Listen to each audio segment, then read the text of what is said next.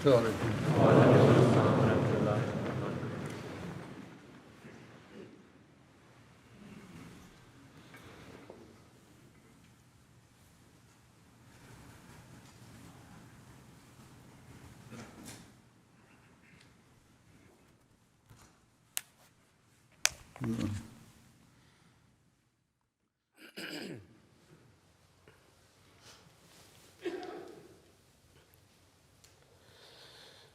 الله أكبر.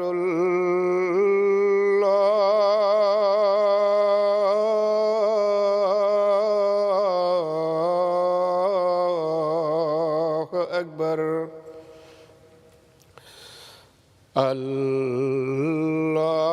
الله أكبر.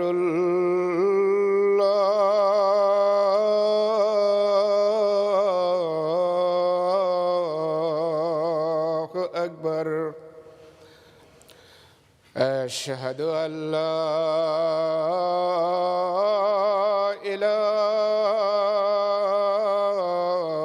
إله إلا الله. أشهد أن لا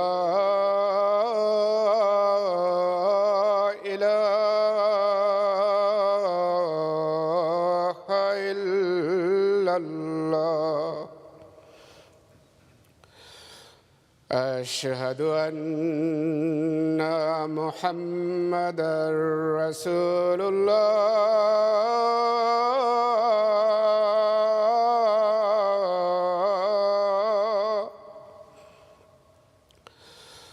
أشهد أن محمدًا رسول الله. حي على الصلاة.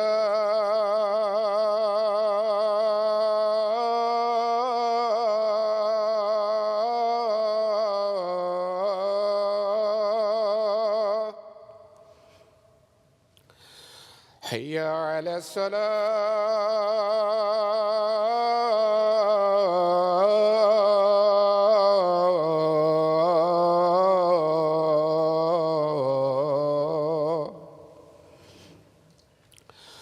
حي على الفلاح.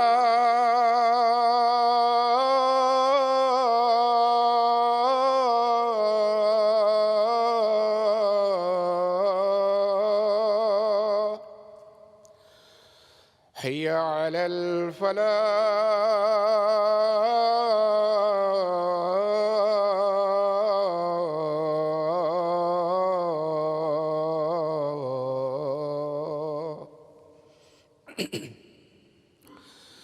الله أكبر.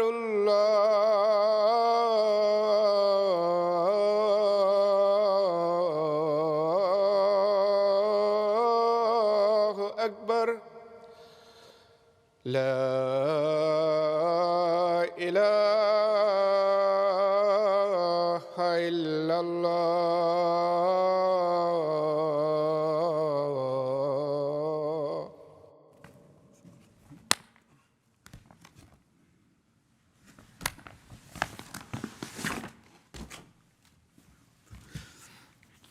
السلام عليكم ورحمة الله.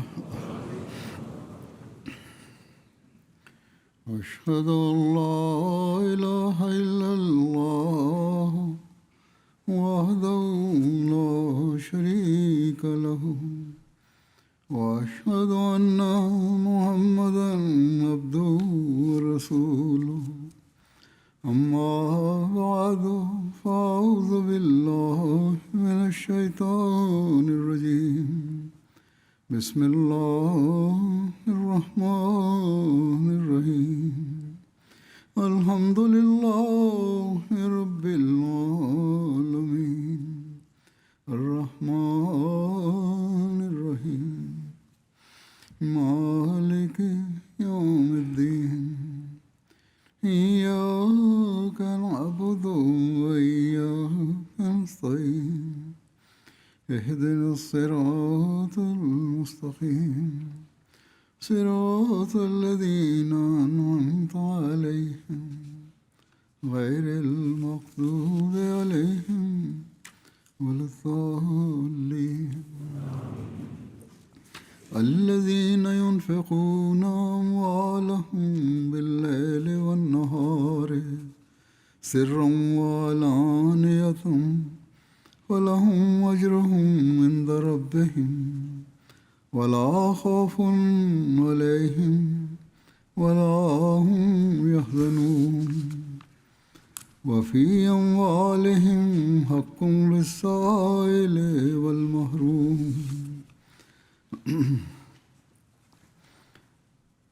पहली आयत जो मैंने पढ़ी है सूरह बकरा की है, इसका तर्जुमा है कि जो लोग अपने माल Мен оқыған алғашқы аят Бақара сүресінен. Оның аудармасы өз мал мүліктерін түнде де, күндіз де жасырын және жария сарп ететіндердің сыйы Раббыларында. Оларға еш қорқыныш жоқ, әрі олар қайғырмайды. Ал екінші аят Зарият сүресінен.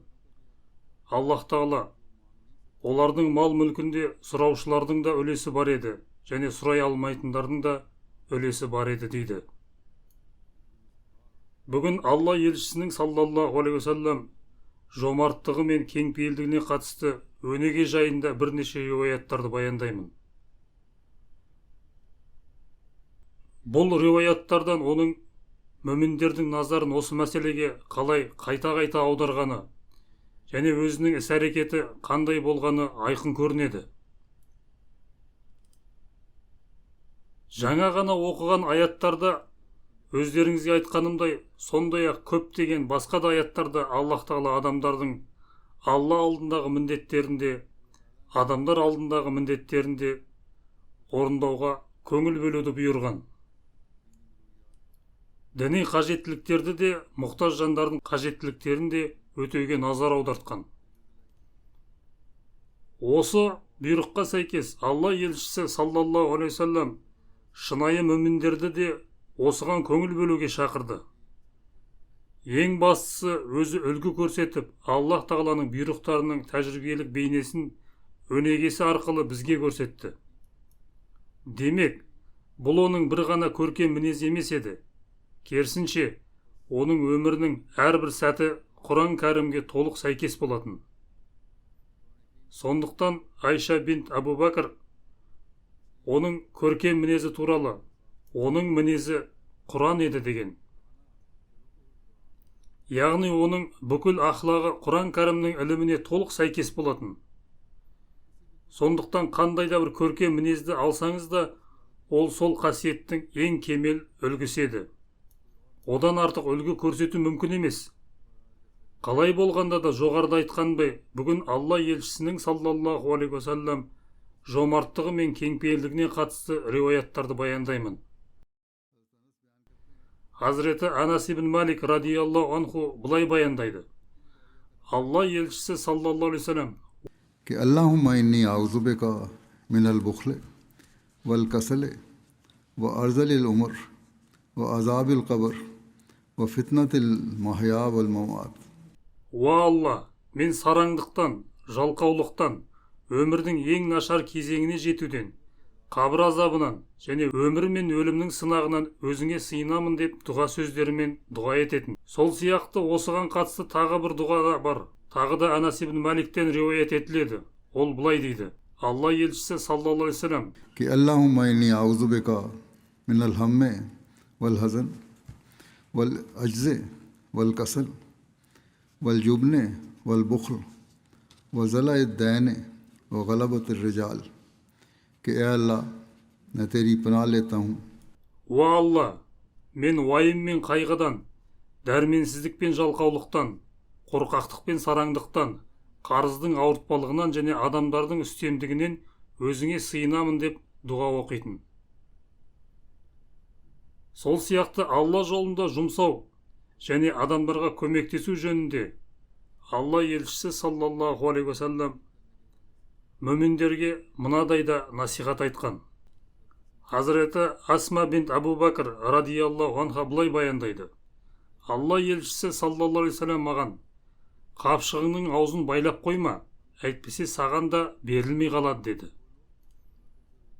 Яғни дүние мүлкіңді сақтап қойған қапшығыңның аузын жауып қойма, керісінше қажетті жерлерге жұмсап отыр және өзгелерге көмектесіп отыр деген. Басқа бір риуаятта санап санағыш болма, әйтпесе Алла да саған санап қана береді деген сөздер келген. Яғни егер Аллах тағала саған өзінің нығметтерін берген болса, онда сен сол нығметтердің шүкірін өтеуің керек. Ал шүкірліктің бір көрінісі өзгелерге көмектесу. Сонда Аллах тағала саған одан да көбірек береді. Хазіреті Абу Хурайра радиаллаху анху риуаят етеді. Алла елшісі саллаллаху алейхи вассалам былай деді: жомарт адам Аллаға жақын, жәннатқа жақын, адамдарға жақын және тозақтан алыс болады.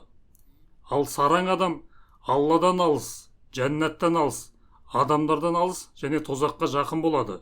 Сондай-ақ жомарт, бірақ білімі аз адам Аллах тағаланың алдында сараң құлшылық етушіден сүйіктірек. Яғни егер бір адам құлшылық ететін болса, бірақ сараң болса, ал екінші адам білімсіз болса да жомарт болса, онда Аллах тағала жомарт адамды көбірек жақсы көреді. Сол сияқты Хазірет Абу Бәкір Сиддиқ радиаллаху анху былай баяндайды. Алла елшісі саллаллаху алейхи вассалам былай деді: жәннатқа алдамшы адам кірмейді, сараң адам кірмейді және жасаған жақсылығын көп міндетсейтін адам да кірмейді деген. Бұл жерде 3 сипат айтылған: алдау жасайтын адам, сараң адам және біреуге жасаған жақсылығын қайта-қайта айтып, соны міндет қылатын адам. Осындай қасиеттерге ие болған адамдар жәннатқа кірмейді. इसी तरह एक रिवायत है, हज़रत अबू हुरैरा ने बयान किया, रसूलुल्लाह सल्लल्लाहु अलैहि वसल्लम ने फरमाया, Сол сияқты Хазірет Абу Хурайра радиаллаху анху риуаят етеді. Алла елшісі саллаллаху алейхи вассалам былай деді: мүмин аңғал емес, бірақ қарапайым, кеңпейіл және жомарт болады. Ал пасық адам алдамшы әрі арсыз болады. Мұндағы қарапайым деген сөзді кейбіреулер біздің тілдегі ақ көңіл, ақылы аз деген мағынада түсінбеу керек. Керісінше, мүмин туралы оның көрегендігі өте жоғары болатыны айтылған, және мүминнің көрегендігі үлкен маңызға ие, сондықтан одан сақтану керек. Мұндағы мағынасы мүмин жанжалдан аулақ болатын, жомарт, кең жүректі, адамдар сүйетін және құрметке лайық адам деген сөз. Міне бұл мүминнің белгісі әрі өзімізді бағалайтын өлшем.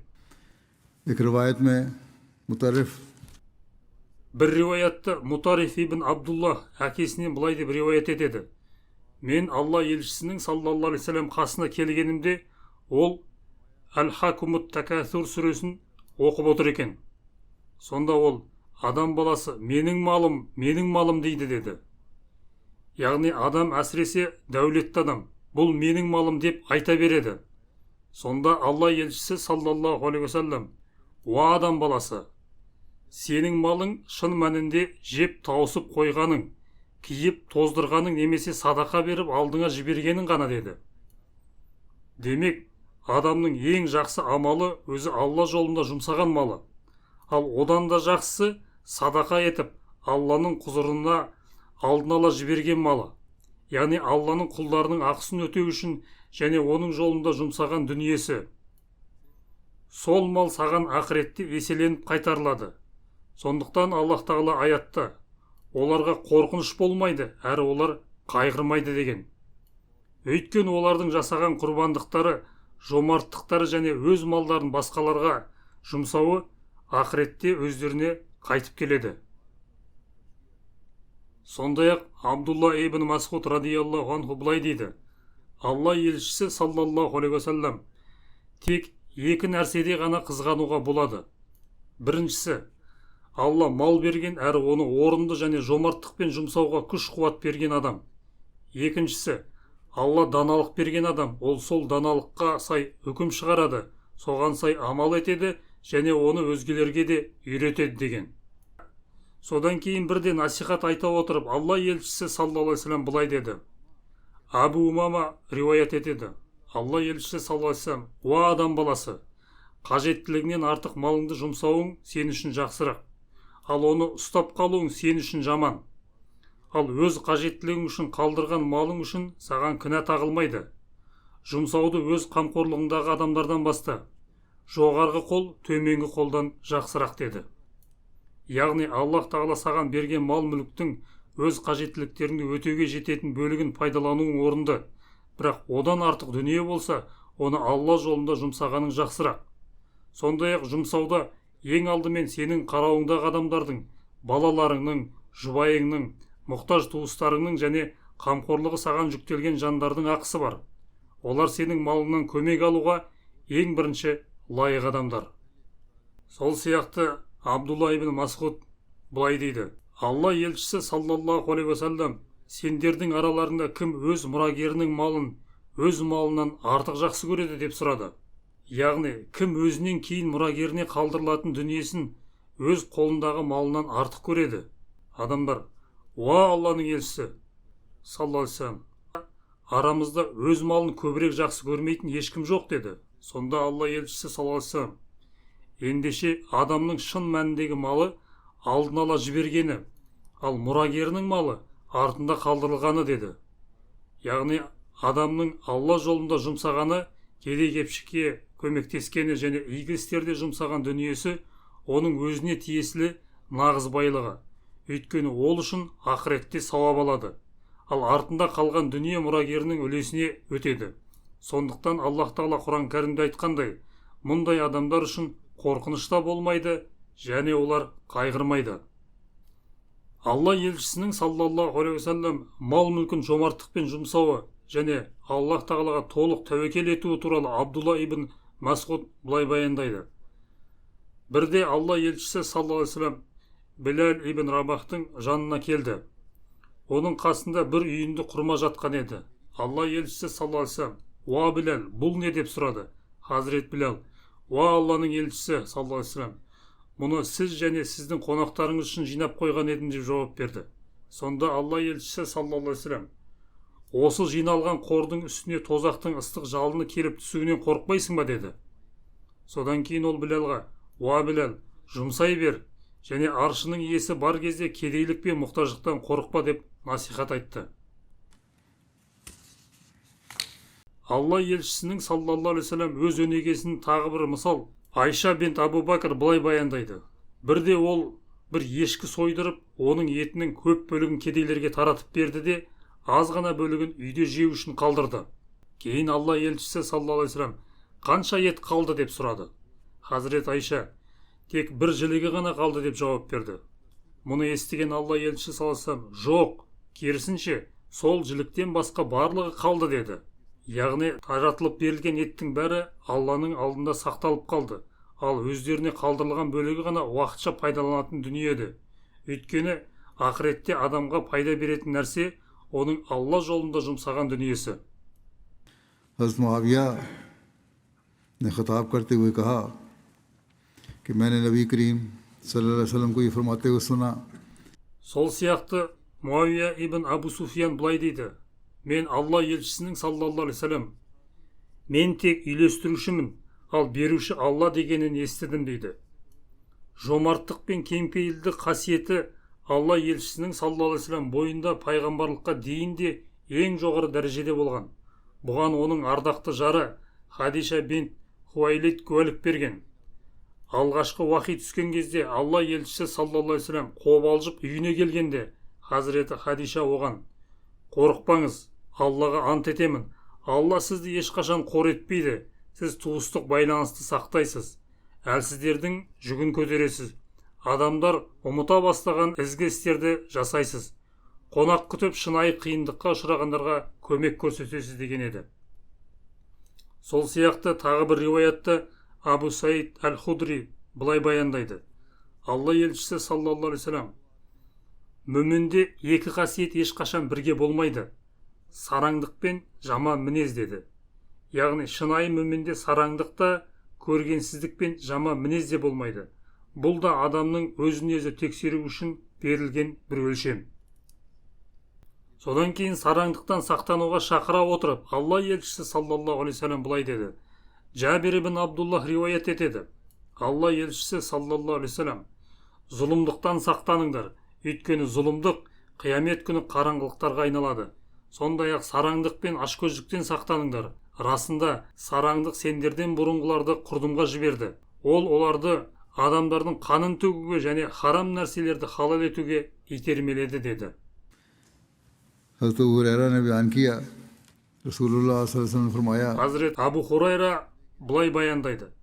Алла елшісі саллаллаху алейхи вассалам, Алла жолындағы шаң мен тозақтың түтіні бір құлдың бойында ешқашан бірге болмайды. Сондай-ақ ашкөздік пен сараңдық та, иман да бір адамның жүрегінде ешқашан бірге болмайды деді. Бұған дейінгі бір риуаятта айтылғандай, ашкөз, дүние қоңыз әрі сараң адам толық мүмін бола алмайды. Сондықтан егер мүмін болғымыз келсе, ашкөздіктен де, дүние қоңыздықтан да, сараңдықтан да сақтануымыз қажет. हज़रत अबू हुरैरा से रिवायत, Сол сияқты Hazreti Абу Хурайра риуаят етеді. Алла елшісі саллаллаху алейхи вассалам былай деді. Адамдар таңертең оянатын әрбір күні екі періште түседі. Олардың бірі: "Уа Алла, жұмсаған адамға оның орнына одан да артығын бер" дейді. Ал екіншісі: "Уа Алла, сараң адамның малын зая қыла көр" дейді. Яғни Алла жолында жұмсайтын адамға Аллах Тағала оның орнына тағы береді, ал сараңдық жасаған адамның малынан береке кетеді. Біз мұны осы дүниеде де көреміз. Көптеген адамдар мұны өз тәжірибелерімен растайды. Ал ақыретте болса, ол мал оған ешқандай пайда әкелмейді. Аллах Тағала Құранда өзінің жолында оның сүйіспеншілігі үшін жұмсайтындарға міндетті түрде сауап пен сый беретінін айтқан. Хазрет Анас ибн Малик радиаллаху анху: Алла елшісі саллаллаху алейхи вассалам адамдардың ішіндегі ең көркем келбеттісі еді, адамдардың ішіндегі ең жомарт еді және адамдардың ішіндегі ең батыл еді деп баяндайды. इसी तरह एक रिवायत है, Сол сияқты тағы бір риуаятта Хазрет Анас ибн Малик былай баяндайды. Алла елшісі саллаллаху алейхи вассалам, сендерге барлық жомарттардың ішіндегі ең жомарты туралы айтып берейін бе деді. Содан кейін: Алла барлық жомарттардың ішіндегі ең жомарты, ал мен адам ұрпағының ішіндегі ең жомартымын деді. Яғни дүниедегі адамдардың ішінде ең жомарт адам менмін деді. Сол сияқты Хазрет Абдулла ибн Аббас риуаят етеді.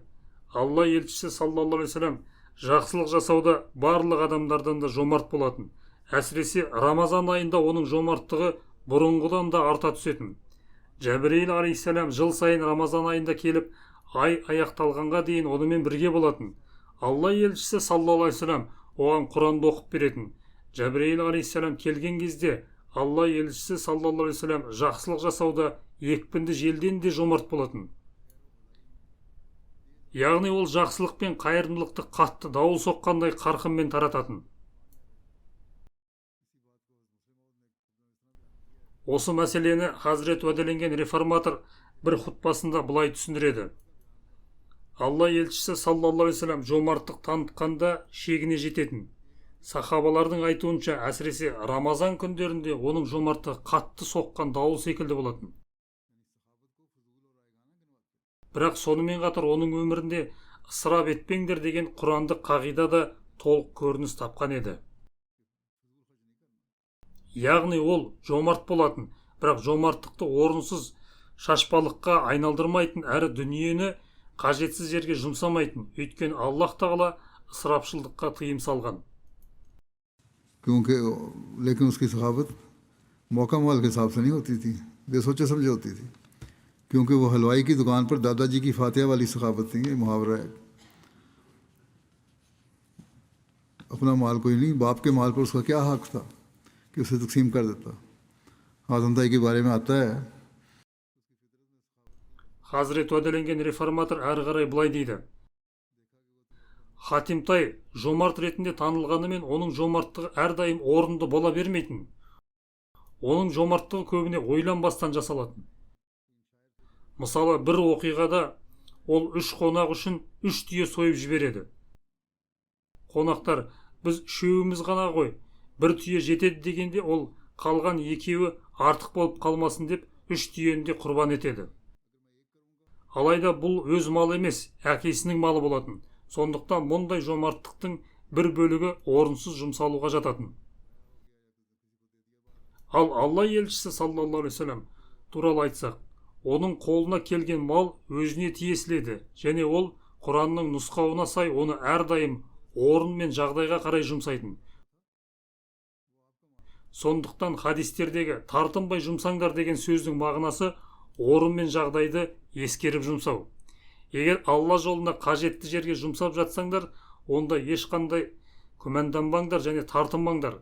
Бірақ 3 адам үшін 3 түйе сойып, кейін етінің көбі босқа ысырап болып кетсе, мұның еш пайдасы жоқ.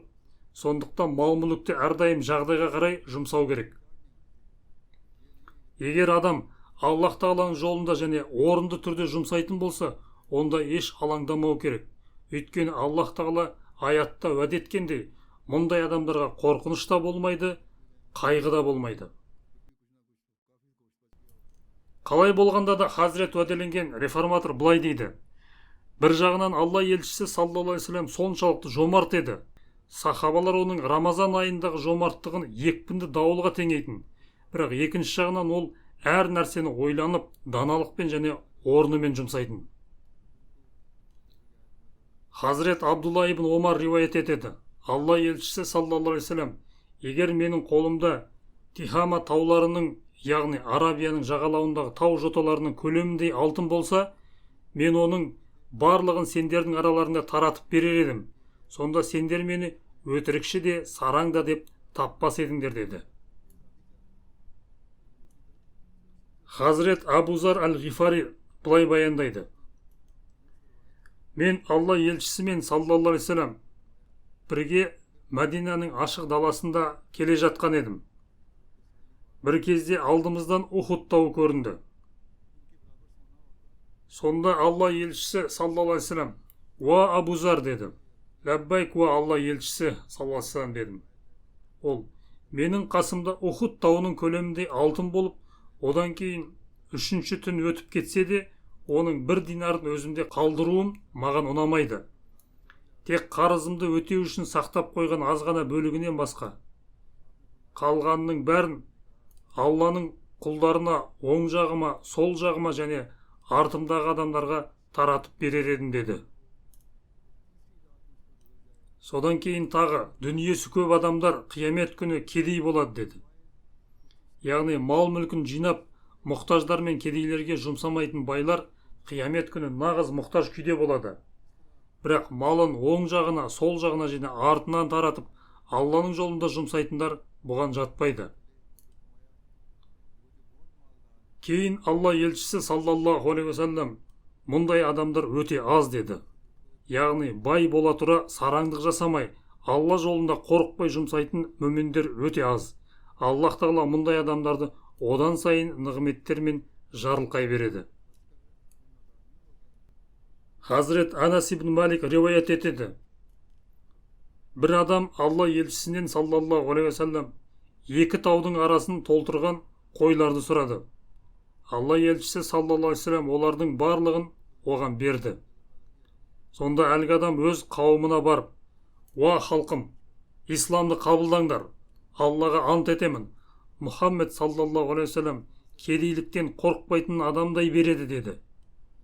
Хазіреті Анас радиаллаху анху былай дейді: кейде бір адам исламды тек дүниелік мақсатпен қабылдайтын.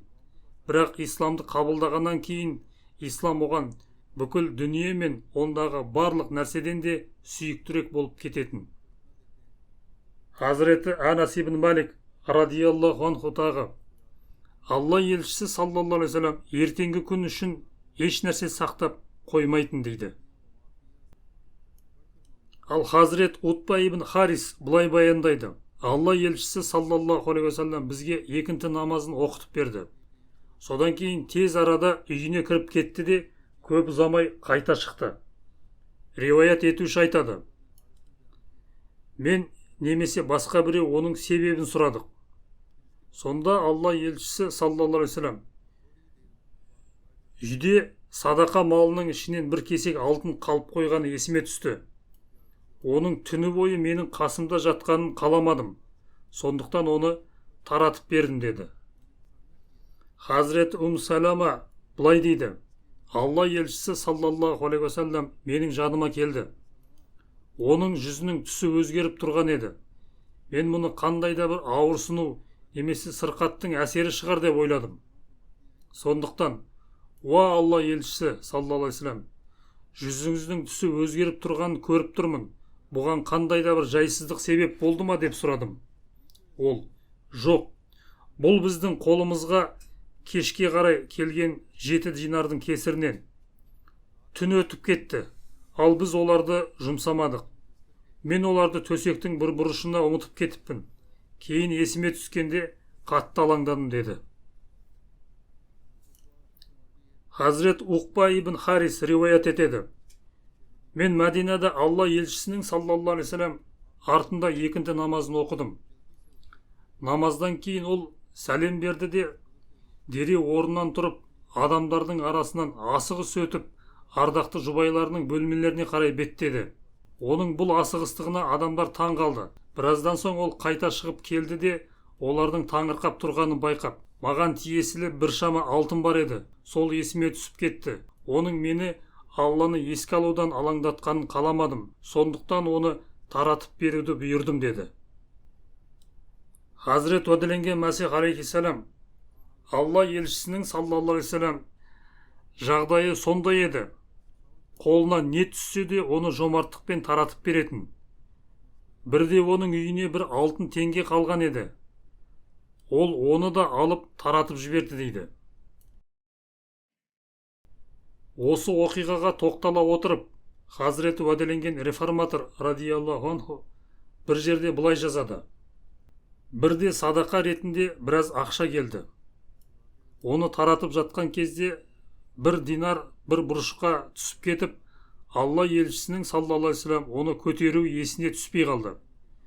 Намаздан кейін ол есіне түсіп, адамдардың арасынан асыға өтіп, үйіне қарай жөнелді. Сахабалар, уа Алланың елшісі саллаллаху алейхи вассалам, не болды деп сұрады. Ол, садақаны тарату кезінде бір динар қалып қойған еді. Оны мүмкіндігінше тезірек таратып бергім келді деді. Қысқасы, оның қолында мал мүлік бола тұра, сондай қанағатшылдықпен дүниеге тәуелсіздік танытқаны таң қалдырады. Қолына не келсе де, оны Аллах тағаланың жолында таратып беретін. हज़रत अनस बयान करते हैं कि नबी सल्लल्लाहु अलैहि वसल्लम के पास बहरैन से माल लाया गया. आपने फरमाया इसे मस्जिद में डाल दो. ये सबसे ज़्यादा माल था जो रसूलुल्लाह सल्लल्लाहु अलैहि वसल्लम के पास लाया गया. Хазрет Анас ибн Малик бұлай баяндайды. Алла елшісінің саллаллаху алейхи вассалам қасына Бахрейннен мал мүлік әкелінді. Сонда ол, мұны мешітке қойыңдар деді. Бұл Алла елшісінің саллаллаху алейхи вассалам алдына әкелінген ең көп мүлік еді. Алла елшісі саллаллаху алейхи вассалам намазға шықты да ол мүлікке назар да аудармады. Намазын аяқтағаннан кейін сол мүліктің қасына келіп, кім көрінсе соған үлестіре бастады.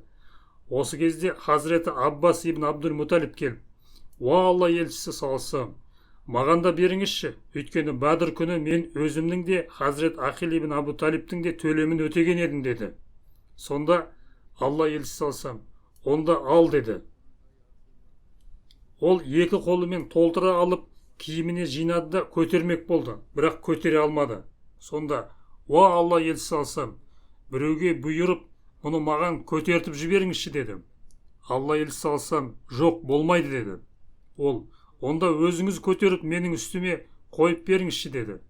Алла елшісі саллаллаху алейхи вассалам, жоқ деді. Сонда ол біразын қайта түсіріп қойды да тағы көтермек болды, бірақ тағы да көтере алмады.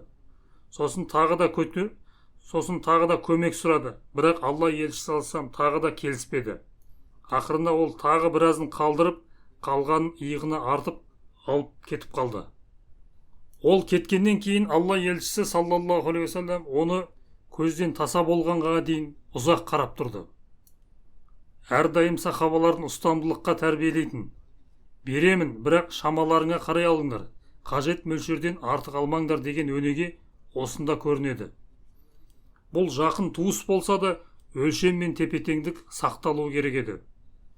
Осы хадистің соңында риуаят етуші Алла елшісі саллаллаху алейхи вассалам оның дүние қоңыздығына таңданды деп жазады. Бірақ бұл риуаят етушінің өз әсері. Алла елшісінің саллаллаху алейхи вассалам ұзақ қарауының себебі міндетті түрде таңдану болмау мүмкін. Бәлкім ол сахабалардың кедейлікке толы бұрынғы күндерін есіне алып, олардың қандай құрбандықтар жасаған және Аллах тағаланың бүгінде оларды қалай жарылқағанын ойлап тұрған болуы мүмкін. Көптеген хадис түсіндірушілері де мұны риуаят етушінің жеке пайымы деп түсіндірген. Хазіреті Джабир ибн Абдулла радиаллаху анху Алла елшісінен саллаллаху алейхи вассалам бір нәрсе сұралып, оның жоқ деген кезі ешқашан болмаған деп баяндайды. Хазіреті Сахл ибн Саад радиаллаху анху Алла елшісі саллаллаху алейхи вассалам өте ұяң адам еді. Одан бір нәрсе сұралса, міндетті түрде беретін дейді. Ал Али ибн Абу Талиб радиаллаху анху Алла елшісінің саллаллаху алейхи вассалам сипаттарын айтқанда, ол адамдардың ішіндегі ең жомарт еді деп баяндайтын. Хазіреті Сахл ибн Саад радиаллаху анху былай баяндайды. Бір әйел бір бурда әкелді. Бурда, яғни шапанның бір түрі. Ол, уа Алла елшісі саллаллаху алейхи вассалам, мұны өз қолыммен тоқып, сізге кигізу үшін алып келдім деді. Алла елшісі саллаллаху алейхи вассалам оны қабыл алды. Өйткені оған мұқтаж болып тұрғандай көрінді. Кейін ол біздің алдымызға шықты. Сол шапанды беліне орап алған еді. Сонда отырғандардың біреуі, уа Алла елшісі саллаллаху алейхи вассалам, осы шапанды маған беріңізші, мен оны киейін деді. Алла елшісі саллаллаху алейхи вассалам жарайды деді. Біраз уақыт мәжілісте отырған соң ішке кірді де шапанды бүктеп әлгі адамға жіберді. Өзі басқа киім киіп шықты. Адамдар әлгі кісіге, сен дұрыс істемедің. Алла елшісінен саллаллаху алейхи вассалам сұрадың ғой, сен оның ешбір сұраушыны қайтармайтынын білесің деді. Сонда әлгі адам, Аллаға ант етемін, мен оны кию үшін сұраған жоқпын. Мен өлген кезде ол менің кебінім болсын деп сұрадым деді. Кейін Хазірет Сахл сол шапан расында да кейін оның кебін ретінде пайдаланылды деген.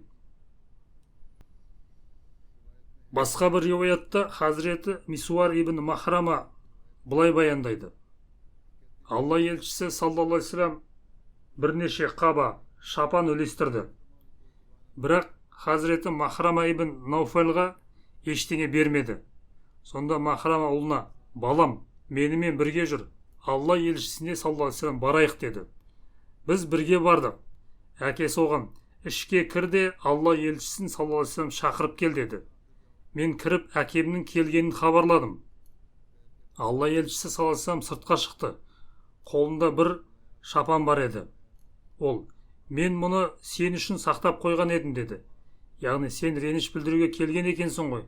Бірақ ол ренішін айтпай тұрып ақ, Алла елшісі саллаллаху алейхи вассалам оған шапанды беріп, мұны сен үшін сақтап қойған едім деді. Риуаят етуші айтады.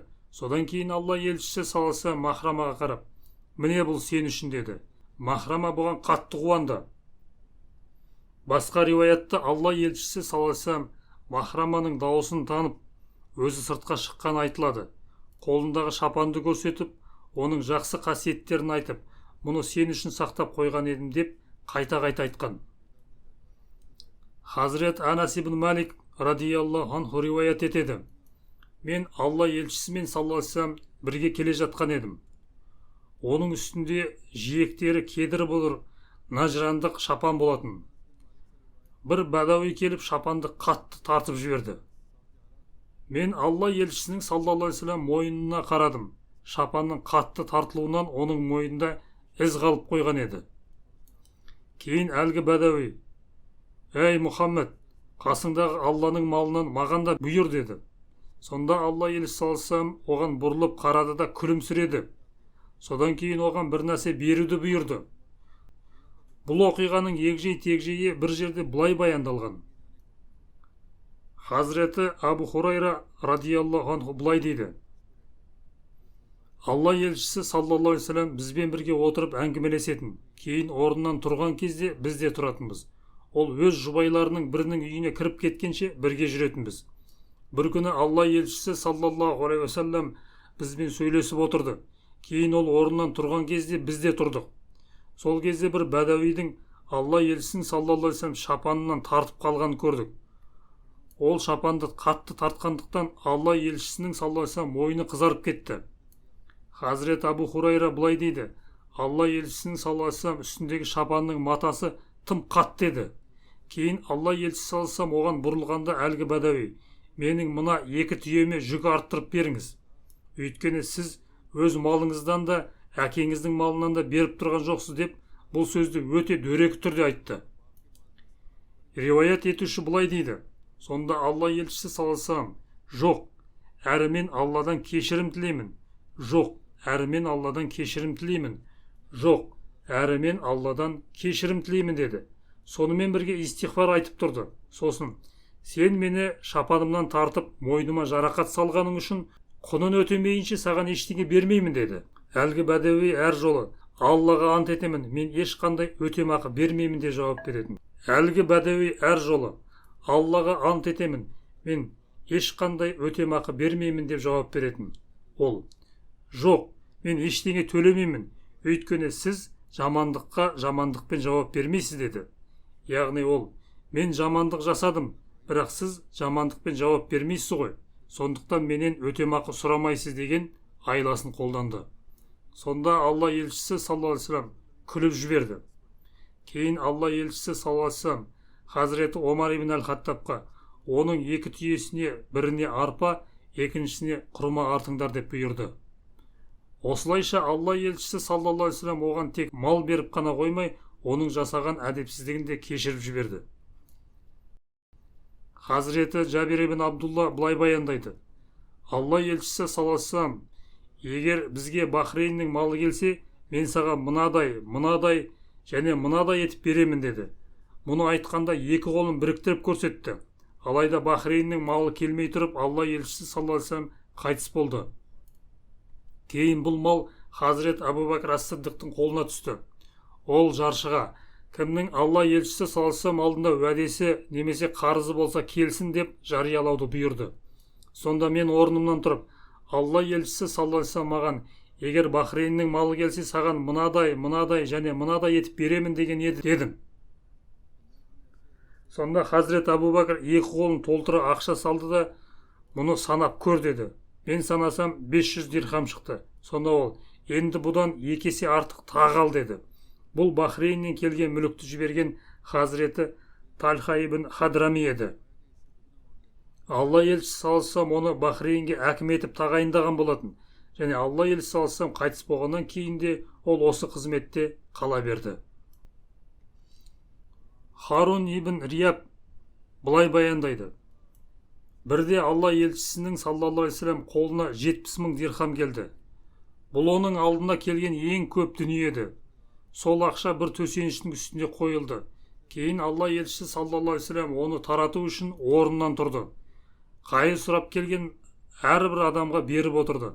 Ақырына барлық ақшаны түгел таратып берді. Бұл риуаятта осылай айтылған. Негізінде бұдан да көп мал келген кездер болған. Мүмкін риуаят етушінің білгені бойынша бұл ең көп мал болған шығар. Немесе бұл риуаят айтылған уақытқа дейін ең көп келген дүние осы болған шығар. Өйткені бұған дейінгі риуаятта Бахрейннен келген дүние бұдан әлдеқайда көп болған айтылады. Хазірет Абу Хурайра радиаллаху анху риуаят етеді: бір адам Алла елшісінің саллаллаху алейхи вассалам алдына келіп бір нәрсе сұрады. Алла елшісі саллаллаху алейхи вассалам оған жарты уасық астықты қарызға алып берді. Бір уасық шамамен 60 саққа тең, ал бір сақ шамамен 2,5 келі мөлшерінде болады. Кейін қарыз берген адам қарызын қайтарып алуға келді. Сонда Алла елшісі саллаллаху алейхи вассалам оған бір толық уасық астық берді де: бұның жартысы қарызыңның өтемі, ал жартысы саған сыйлық деді. Міне, қарызды қайтарудың ең көркем үлгісі осындай. Алла елшісі саллаллаху алейхи вассалам одан жарты уасық астық алып, мұқтаж адамға қарызға берген еді. Кейін қарыз иесіне толық бір уасық қайтарды. Бұл қарызды өтеудің ең жақсы жолы. Ал қарыз алған адамның негізгі қарызын қайтаруды созып, сылтау іздеуі немесе жалтаруы дұрыс емес. Хазірет Сахл ибн Сағд ас-Сағиди риуаят етеді: Алла елшісі саллаллаху алейхи вассалам үшін қара түсті жүннен бір шапан тігілді. Бір күні ол сол шапанды киіп сахабалардың арасына келді. Сонда: мұның қандай әдемі екенін көрмейсіңдер ме деді. Бір бәдәуи: уа алла елшісі саллаллаху әке шешем сізге құрбан болсын, осы шапанды маған сыйлаңызшы деді. Ешқашан алла елшісінен саллаллаху бір нәрсе сұралып, оның жоқ дегені болмаған. Сондықтан алла елшісі саллаллаху шапанын шешіп оған беріп жіберді.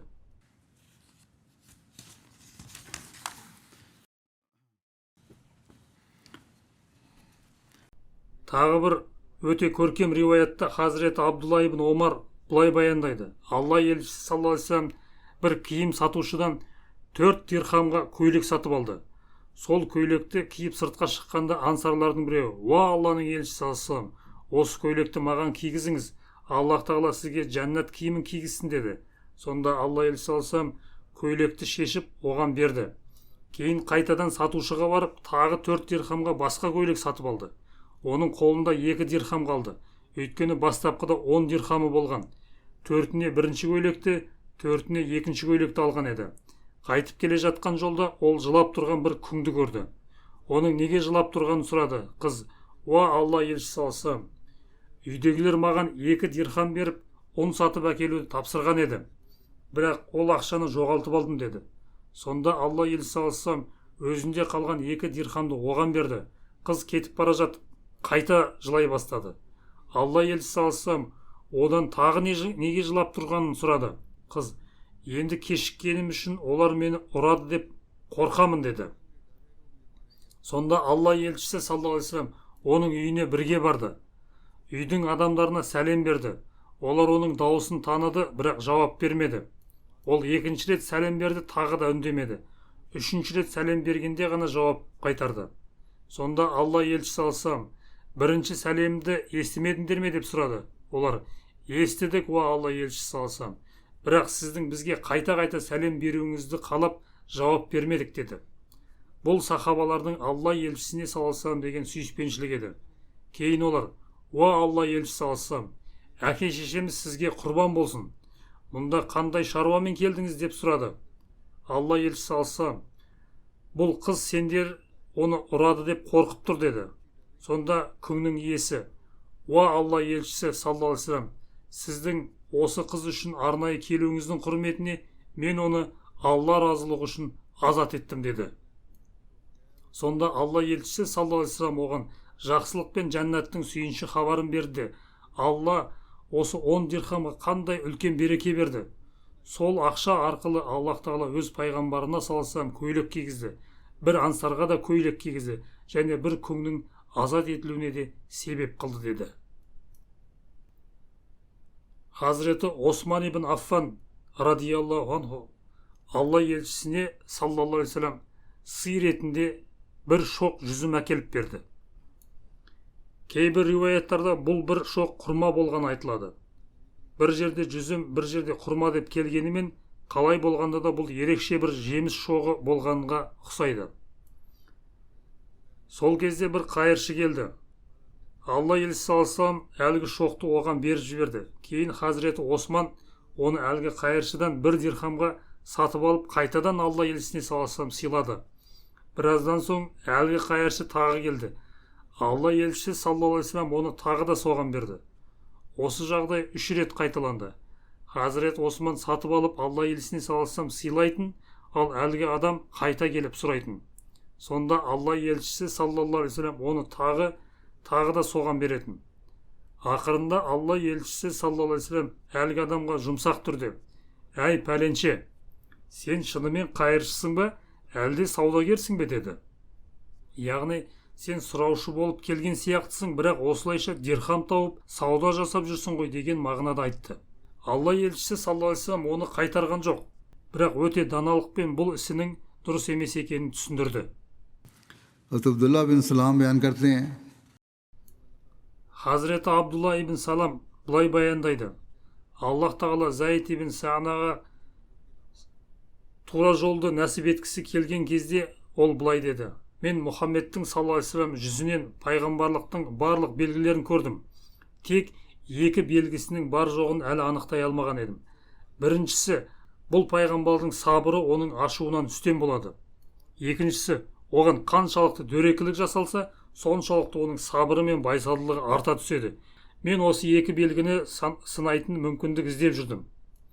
бір күні алла елшісі саллаллаху үйден шықты. Оның жанында Хазірет Али ибн Абу Талиб бар еді. Сол кезде бір атты кісі келіп: "Уа алла елшісі саллаллаху пәлен рудың адамдары ислам қабылдады. Мен оларға исламды қабылдасаңдар, мол ризыққа кенелесіңдер деген едім. Бірақ қазір жаңбырдың аздығынан олар қуаңшылық пен қиыншылыққа тап болды. Міне олардың дүниелік пайда үшін мұсылман болғандай, дүниелік қиындыққа бола исламнан шығып кетуінен қорқамын. Егер мүмкін болса, оларға көмек жіберсеңіз" деді. Алла елшісі саллаллаху алейхи вассалам оған қарады. Жанында тұрған Хазірет Али де: "Қазір жіберетін ештеңеміз жоқ" деді. Зайд ибн Сағана былай дейді: "Мен жақындап келіп: Уа Мұхаммед саллаллаху алейхи вассалам, пәлен рудың бағының құрмасын белгілі мөлшерде және белгілі мерзімге алдын ала сатып алуыма бола ма?" дедім. Алла елшісі саллаллаху алейхи вассалам: "Әй яһуди, белгілі бір мөлшер мен мерзім бойынша сатуымызға болады, бірақ ол міндетті түрде пәлен рудың бағының құрмасы болады деген шартты қабылдай алмаймын" деді. Мен: "Жарайды" дедім. Сөйтіп келісім жасастық. Мен дорбамды ашып, оған алдын ала төлем ретінде 80 мисқал алтын бердім. Келісім бойынша белгілі бір мерзімде ол маған белгілі мөлшерде құрма беруге тиіс болды. Бір мисқал шамамен 4,5 граммға жуық болады. Алла елшісі саллаллаху алейхи вассалам әлгі алтынды көмек сұрап келген адамға беріп, мұны қиыншылыққа ұшыраған адамдар арасында тең бөліп тарат және сол арқылы оларға жәрдем көрсет деді. Зайд ибн Сағана былай дейді: "Белгіленген мерзімнің аяқталуына 2-3 күн қалғанда мен Алла елшісіне саллаллаху алейхи вассалам келдім. Оның жағасынан ұстап, шапанынан тартып, ашулы кейіп танытып: "Ей Мұхаммед саллаллаху алейхи вассалам, менің ақымды төлемейсің бе?" дедім. Ол: "Аллаға ант етемін, мен Абу Талиб ұрпақтарының қарызды өтеуде өте нашар екенін жақсы білемін, және сендердің қарызды созып жүруге бейім екендіктеріңді де білемін. Менің бұған тәжірибем бар" деді. Негізінде мұндай сөз айтуға еш негіз жоқ еді. Бірақ ол кезде әлі дұшпан болатын немесе пайғамбарды саллаллаху алейхи вассалам сынамақ болды. Қалай болғанда да осылай сөйледі. Зайд ибн Сағана былай дейді: "Сол сәтте мен жанымда тұрған Хазірет Омар ибн Әл-Хаттабқа қарадым. Ашудан оның көздері шын айналған ұршықтай болып кетіпті. Ол маған қаһарлы көзбен қарап: "Ей Алланың дұшпаны, сен Алла елшісіне саллаллаху алейхи вассалам мен естіп тұрған мына сөздерді айтып, мен көріп тұрғандай осындай әдепсіздік жасайсың ба? Оны ақиқатпен жіберген Аллаға ант етемін, егер оның қаһарынан қорықпағанда, қазір қылышыммен басыңды шауып түсірер едім" деді. Алла елшісі саллаллаху алейхи вассалам болса толық сабырмен Хазіреті Омарға қарап тұрды және жымиып күліп қойды. Сосын: "Уа Омар, сенің бұл ашуыңнан гөрі мен де бұл адамда сенің басқа түрде сөйлеуің көбірек лайық еді. Маған қарызды жақсы өтеуді, ал оған қарызды жақсы талап етуді айтуың керек еді. Уа Омар, мұны алып барып ақысын толық бер, тіпті үстіне 20 сар құрма артық қосып бер" деді. Мен: "Уа Омар, бұл артық құрма не үшін?" деп сұрадым. Ол: "Алла елшісі саллаллаху алейхи вассалам маған көрсеткен дөрекілігімнің өтеуі ретінде саған артық құрма беруімді бұйырды" деді. Сонда мен: "Уа Омар, менің кім екенімді білесің бе?" дедім. Ол: "Жоқ, сен кімсің?" деді. Мен Зайд ибн Сағанамын" дедім. Омар: "Яһудилердің атақты ғалымы ма?" деп сұрады. Мен: "Иә, сол яһуди ғалымымын" дедім. Сонда Омар: "Сен секілді үлкен ғалым бола тұра, Алла елшісімен саллаллаху алейхи вассалам бұлай әдепсіз сөйлесуге не итермеледі" деді. Мен: "Уа Омар, пайғамбарлықтың барлық белгілерін мен оны саллаллаху алейхи вассалам көрген кезде байқадым. Тек 2 белгісін ғана сынап көрмеген едім" деп жауап берді. Біріншісі, бұл пайғамбардың саллаллаху алейхи вассалам сабыры оның ашуынан үстем болады. Екіншісі, оған қаншалықты дөрекілік пен надандық көрсетілсе, соншалықты оның сабыры мен байсалдылығы арта түседі. Мен бүгін осы 2 белгіні сынадым. Уа Омар, сені куә етемін. Мен Алланы Раббым, исламды дінім және Мұхаммедті саллаллаху алейхи вассалам пайғамбарым деп қабылдадым. Сондай-ақ сені куә етемін, мен дәулетті адаммын және мал-мүлкімнің жартысын Мұхаммедтің саллаллаху алейхи вассалам үмметіне садақ етемін дегенде, Хазірет Омар: "Мұхаммедтің саллаллаху алейхи вассалам үмметінің кейбіріне деп айт. Өйткені бүкіл үмметтің саны есепсіз көп. мал мүлкің бәріне жетпейді деді. Мен: жарайды, онда Мұхаммедтің саллаллаху үмметінің кейбіріне садақ еттім деді. Кейін Заид Алла елшісінің саллаллаху құзырына келіп, мен Алладан басқа құлшылыққа лайықты ешбір тәңір жоқ екеніне және Мұхаммедтің саллаллаху Алланың құлы әрі елшісі екеніне куәлік етемін. Мен оған иман келтірдім деді. Осылайша Заид Алла елшісін саллаллаху растады, оған баят берді және кейін бірнеше жорықтарға бірге қатысты. Ақырында Табук жорығынан қайтып келе жатқан жолда дүние салды. Ол яһудилердің үлкен ғалым еді. Табиғаты түзу болғандықтан Алла елшісінің саллаллаху бойынан барлық белгілерді көріп, исламды қабылдады. Міне, Алла елшісінің саллаллаху көркем мінезі осындай еді. Ол бір қауымды аштықтан құтқару үшін қарыз алып көмектесті, әрі өзінің асыл ақылағы арқылы бір яһуди ғалымының да исламды қабылдауына себеп болды. Аллахумма салли ала Мухаммадин ва ала али Мухаммадин ва барик ва саллим иннака хамидун мажид.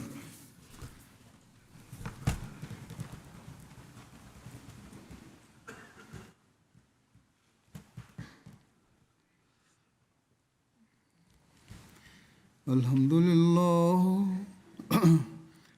لله نحمده ونستعينه ونستغفره ونؤمن به ونتوكل عليه ونعوذ بالله من شرور أنفسنا ومن سيئات أعمالنا من يهده الله فلا مضل له ومن يضلل فلا هادي له ونشهد أن لا إله إلا الله ونشهد أن محمدا عبده ورسوله. عباد الله رحمكم الله إن الله يأمر بالعدل والإحسان وإيتاء ذي القربى وينهى عن الفحشاء والمنكر والبغي يعظكم لعلكم تذكرون. اذكروا الله يذكركم وادعوه يستجب لكم ولذكر الله أكبر.